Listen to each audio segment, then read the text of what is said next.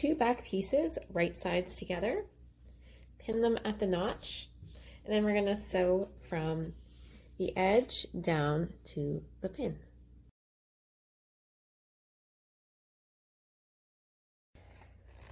Take your project to the iron and give the seam a press.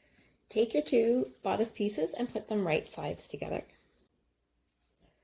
Match your bodice at the notches. So that is from here to here is your armhole, and this is your shoulder. So pin along your shoulder seam and your side seam below the notch.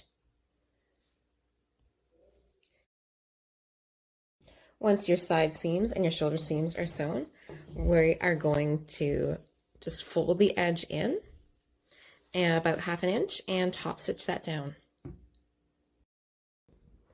Top stitch along the neck hole and both armholes. Give it a press when you're done.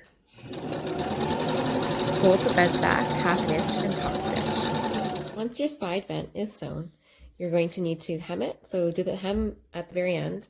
If you have serged your seam, you can fold it up 1/2 inch and pin it. Otherwise, if you are not using a serger, you can do a double turned hem where you fold it up about 1/4 inch, and then stitch along like that.